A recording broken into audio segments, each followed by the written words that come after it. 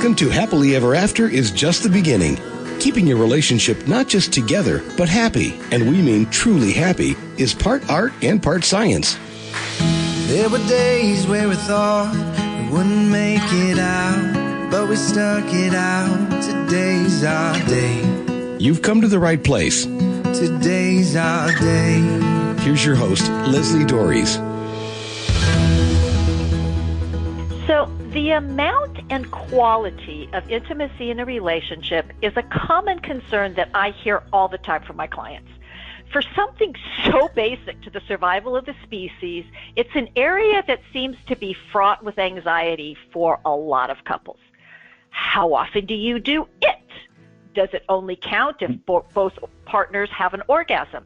If my partner doesn't initiate, does that mean I'm no longer attracted to them? Why did what worked last time not work now? It's no wonder that pornography use is so high because it never rejects or judges. And like many things, good sex and real intimacy are complicated. But complicated does not mean unattainable. So to help unpack some of what is getting in the way, I'm joined by Dr. Avram Weiss. He is a psychologist and the author of Hidden in Plain Sight: How Men's Fears of Women Shape Their Intimate Relationships, which I love this book. I highly recommend it. So welcome back to the show, Avram. I'm so glad you came back on to talk about this. It's good to be here. Good to be here. You wrote a piece, and by the way, anybody who wants to follow Dr. Weiss, go to Psychology Today. He writes great stuff. But you wrote a piece for Psychology Today titled, "Why is he so focused on my orgasm?" So can you provide a little bit of background as to where this article came from and why you wrote it? Well, I work a lot with men, and have for a long time, and I get interested in ideas, and then I have the luxury of sort of following them as they interest me. And so, of course, working with men and working with couples, they talk a lot about sex. Contrary to popular opinion, couples do talk about sex. It's money that couples don't talk about, by the way. Sex couples are generally willing to talk about. Money is the most verboten. Yeah. The most personal, a wise person once said, the most personal question you can ask a man is not, when's the last time you had sex with your wife? It's how much money do you earn? Right. And I think that's true. Right. Of course, they're not talking about how good the sex was with his wife, but that's a whole other topic. Yeah. Okay. Yeah. No, no, that would not be the question men would be uncomfortable talking about. So that's a good segue, because the thing men worry about is not how good the sex was, and that's what the article is about, but was she satisfied? Because men are socialized to believe that it is their job to satisfy, to keep a woman happy. Yes. And more broadly, that's not just in sex, but it is sort of their raison d'etre. That's their reason for living. And this could be a half an hour answer, so you're going to have to restrain me here. But if you think way back to early life, if your listeners are interested, Google the still face experiment, STILL.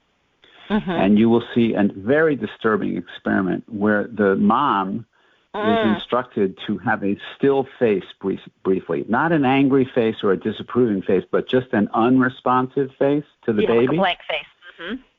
Exactly. And the babies lose it within a minute, to the point where some of them lose bowel and bladder control and can't hold themselves upright.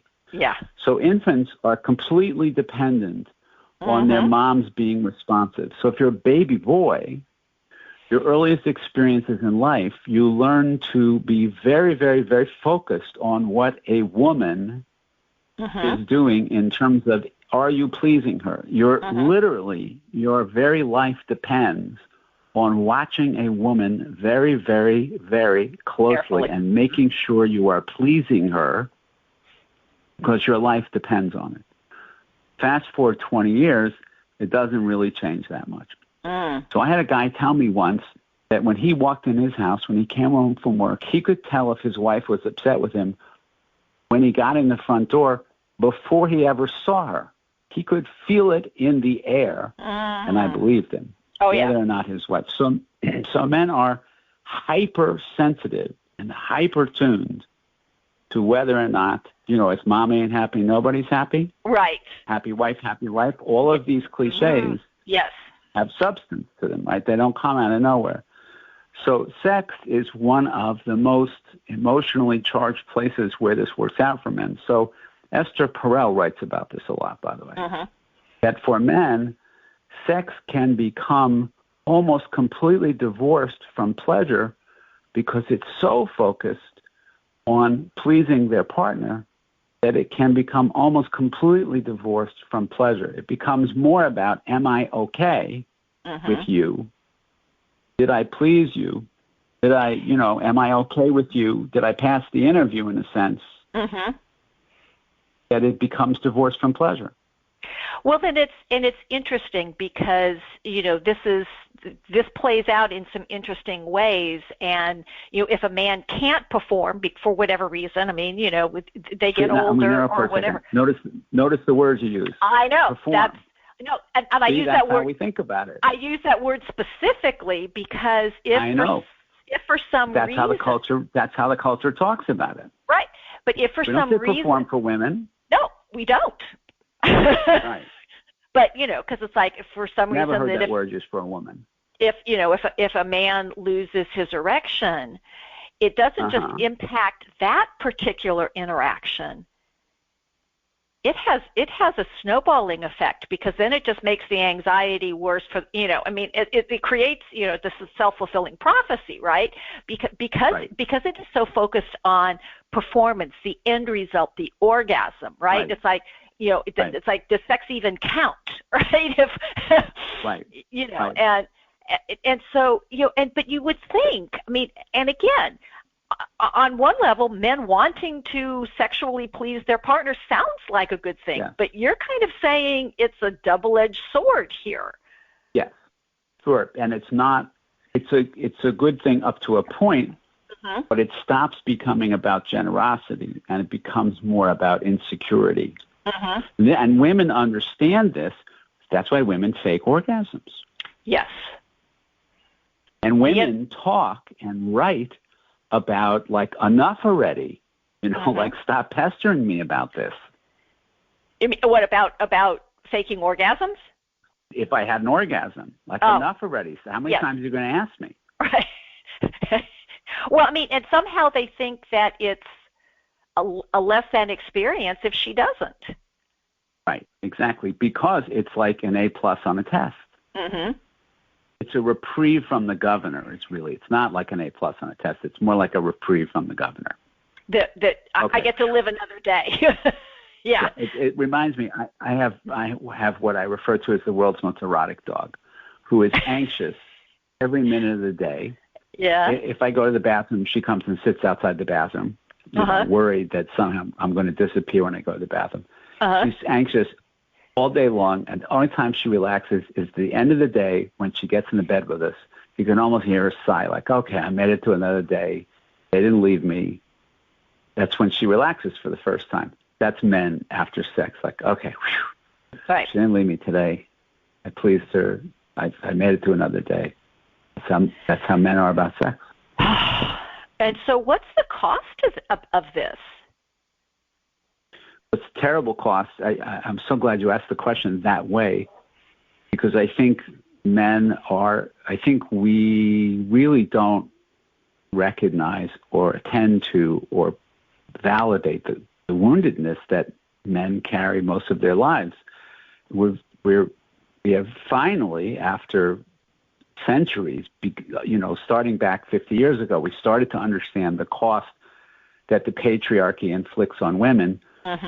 But how could that same system not inflict the cost on men as well? There was a fabulous quote that Martin Luther King said, segregation inflicts a cost on the perpetrator as much as the person being persecuted as well, which is an incredible thing for him to say. But the same would be true about the patriarchy. There's a lovely graphic in the book. I wish we had a video. But there's a graphic, and it's in the book too, of a seesaw with a stick figure of a man on top and a woman on the bottom. And you look at it at first and you think, there it is, the patriarch with the man on top and the woman on the bottom. But when you look more closely at the graphic, you see the woman has 1 foot off of the seesaw. And you realize that it is the man who is in the vulnerable position as well as the woman. That if the woman takes that other foot off the seesaw, he's going to come crashing instantly back down to earth. Well, yeah, I mean, and that's kind of how it is. Well, I mean, and it's a hard discussion to have because it's well, yes, but, and it's like, okay, it's no, it's yes and. It's not you or him. It's all of us together in this soup. Right. And the messages that we get that come to us, we're not even thinking about it. I mean, we're inundated. Sex is everywhere. Right. It's used to sell. I mean, and both men and women. It's like I call it the cosmic joke. Who expects this to work? Because there's so much working against it, and even something as positive as wanting to give and receive pleasure becomes so complicated. Yes. Yeah, exactly. And it is in its essence kind of simple. Yeah. I mean, the act itself is pretty straightforward, but it's and it's something that I think, and I'm wondering if it's changing. I don't do the research, and I probably should talk to my son and my son-in-law about what messages they get as men. But men have been put in these boxes. And we go back. I mean, I still remember watching the very first episode of Mad Men and breaking out in a cold sweat as I saw how the women were treated, going, oh my God, But what's missing from that is that men are just as much put in boxes. I mean, it's like you said. It's like you said, where men are asked. That the worst question, the worst question to ask is how much money do you make? Because there's a judgment. It's like they're in this box. It's not who. Pretty much right after the question of what's your name, it's what do you do, and then basically based on when you tell me what you do, I automatically have some idea of the value of that. And therefore the value. No, absolutely. And it's interesting you say what box, because in fact people working with men refer to it as the man box. There's the guy who wrote the foreword to my book is a guy by the name of Jim O'Neill, who did an entire career's worth of work on what he called gender role conflict. And that is the difference between what society expects a man to be and how you think of yourself, who you think you are, is equals gender role conflict. And the greater that gap is correlated with things you might expect, like anxiety, depression, low self-esteem, but also with heart disease, shorter lifespan. I mean, things that, it's not just like you don't feel so good about yourself, you also die sooner. Yeah, it's literally killing you. So this is Happily Ever After is just the beginning on webtalkradio.net. I'm Leslie Dories, and I'm talking with psychologist and author Dr. Avram Weiss about the motivation behind sex. And as prevalent as sexual contexts are in society, you'd think we'd all have a handle on it. But if this is an area of concern in your marriage, I'm going to tell you, you are not alone. Whether you're the man who's trying to please his wife or the woman who's faking orgasms or whatever's going on, oh my gosh, we got to stop this. So if you'd like some help improving the level of intimacy in your marriage, I can help. I invite you to get in touch with me and schedule your free, no obligation, 5-star relationship session. You can reach me by email at Leslie, Lesli, at foundationscoachingnc.com. That's FOUNDATIONS, coaching, N as in Nancy, C as in Charlie.com. Or you can reach me by phone at area code 919-924-0463. Again, that's 919-924-0463. And I want to get back to this conversation about, men and pleasing women and this whole thing sexually. So in the article, you had a very interesting part where you talked about how men's fantasies about women wanting sex can have an influence. So can you, because I found that really interesting and went, this is enlightening. Well, it's interesting always to look at what kinds of pornography people look at, because there you have what people's desires are without any kind of censorship. So it's true for men and women. It's interesting. It's always interesting to me, when people are willing to talk about what their sort of uncensored fantasies are. And what men, of course, it's different person to person, but if you look broadly across, men tend to men particularly are excited about pornography in which women are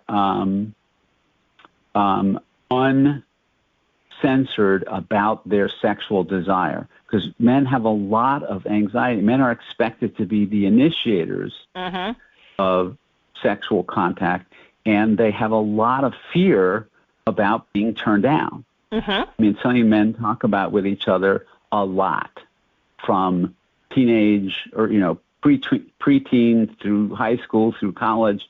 There's a lot of anxiety. I would say one thing, this is a bit of a tangent, one thing that doesn't get talked about much at all is, men do talk about it, is, men get erections that are visible publicly. Every man will tell you the anxiety they experienced in high school about the bell ringing at the end of class and having an erection. Right. And you're supposed to get up and walk out of class, but you can't. Or you're trying to arrange your book. Right. And so there's a lot of shame connected with arousal. You can be as aroused as you want, and nobody knows it. Nobody knows it. When we're aroused, it's public. So there's immediately a connection. And I would also add that men also have anxiety about your genitals being injured. So from the beginning of your life, you wear protective gear around your genitals, and it hurts. So you have fear about your genitals being injured. You have fear about people knowing that you're aroused and shaming you for it. And another tangent, if you're gay, of course, you have fear about people knowing that you're aroused when there's nothing but guys around, which is another part of the story. And so then there's a tremendous amount of anxiety for men about being turned down. So what do men like in pornography? They like pornography where women are insatiable, where they can't get enough, and they're saying anything but no. They're saying yes, yes, more, more. Right. Because it's like their ultimate fantasy where they don't have to ask, and they can't be shot down. Well, I mean, and so this brings up something that's very challenging, because there are many women who have what's known as responsive desire, meaning that we actually don't. Everyone does. Okay. Well, that's interesting. Well, yes. Okay. And so this becomes a challenge, because and especially in this day and age when everybody is so busy and their relationships frequently put on the back burner, and it's instead of making time for the relationships, it's like we kind of fit it in. It's the 10 o'clock at night, and we're trying to have this physical interaction, and we're both tired, or one. It's like it doesn't work. Right. And then everybody gets upset. It's a very important thing you're talking about. Yeah, it's a very important thing you're talking about, which is people don't know about responsive desire. And so they just assume that if they're not interested in their first response, that means they're not interested. And so teaching people about responsive desire is an incredibly important thing to do, which is just because you're not interested in the first 30 seconds doesn't mean. So for example, women will say to me, my husband's not interested in sex. I ask him and he's not interested. And I'm like, right.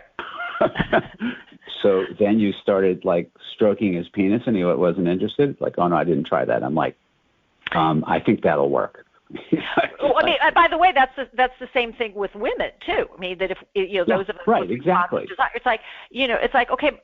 But I think that's everybody, Leslie. Yes, I think that's almost everybody. But here's the deal, and people don't want to take the risk.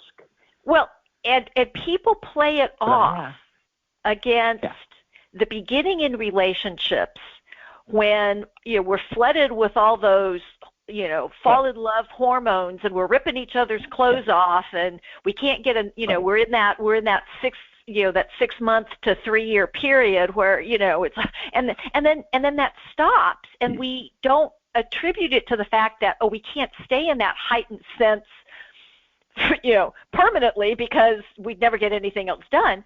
But then there's an assumption that either my partner doesn't find me attractive, or I don't like sex, or there's something wrong with the relationship, and then we start acting as if that's true.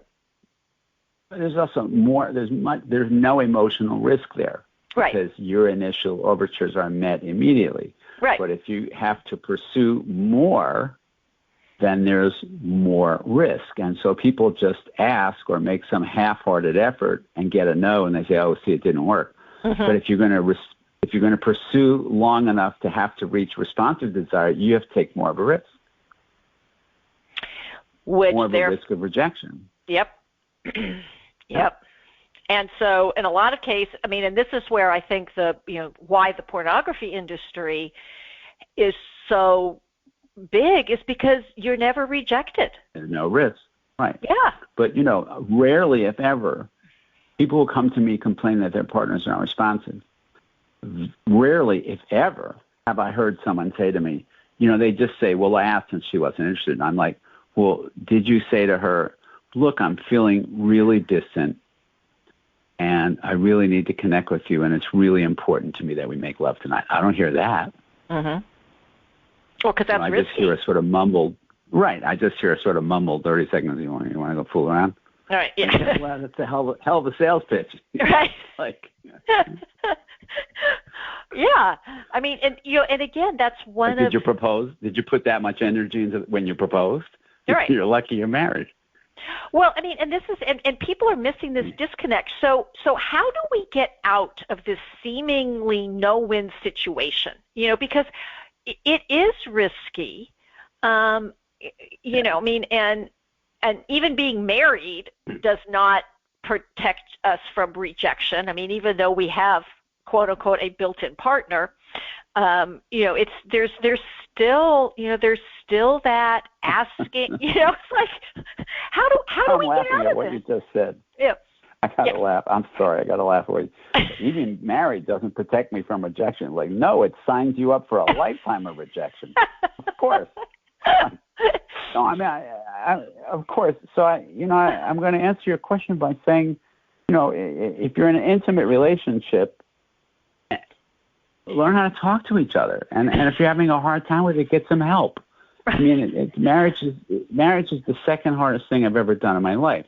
The first was be a parent, and in both cases, I needed help, and I got help. Well, and I think and I agree that those are the two hardest things, but I do think it's easier for people to reach out for help parenting than for reach out for help in their marriages. I don't know if that's true or not, but I know that they're both incredibly difficult things to do. I don't know why in this culture people think that you don't need help with those things, because they are incredibly hard to do. Mm-hmm. And when people do them without any help, that's fine if you want to do them in a pretty superficial way. But the problem is that we have a culture now in which people want to do them in a very in-depth, we have the whole pop psych culture. Mm-hmm. So people read a book and then they think they want to do it the way the book says you should do it. But you're not going to be able to do it in that way without some help. The book alone ain't going to do it. Well, yeah, I mean, if you want your marriage to have that kind of depth and intimacy, you're probably going to have to get some help. Right, and you're going to have to do some things differently, because I mean, it's going to take some support. Well, and and I have said over the course of my career, which is over 20 years, that nothing thrives on neglect, and your marriage is no different. It's like, but if we keep putting everything in front of it, and again, a lot of it is because we don't know how. And I wrote a whole series last year about 25 pieces of bad marriage advice, which commonly accepted marriage advice, which is like, if you do this, it is not going to work. Happy wife, happy life was one of those. Because so let's take the example we just came to. Okay. Yeah. So say to a couple, okay, look, when you initiate sex, it's not going to work if you just say want to fool around. Mm-hmm. You're going to have to be a little bit more emotionally open. You're going to have to say, look, I'm feeling pretty down. or I'm feeling pretty distant from you, and it's really, you're gonna have to talk some about it. Okay, so you have given, let's say it's the man, you have given him some factually accurate information. Well, does he have the emotional wherewithal or the emotional support, or do they have the kind of is he going to be able to, just you telling him that, is that going to be enough for him to be able to put that into effect? Probably not. And if he doesn't have what he needs, if he doesn't have the skills and the resources and support, then just telling him that information might end up making him feel worse about himself. Sure, because he'll try things and they don't work, and he's not getting fail. And the feedback that he's getting is not supportive feedback. You know, and like most things, we will personalize it. That, you know, something I did, you know. So that's why. Yeah. So that's why I always have a little hesitation writing a book the way I did. But one of the things I say to the people in the book is I talk about how to set up a group of other men to talk with to get the kind of support that might enable you to actually do the kinds of things that I suggest would be helpful, and not just read them and then feel bad that you can't do them.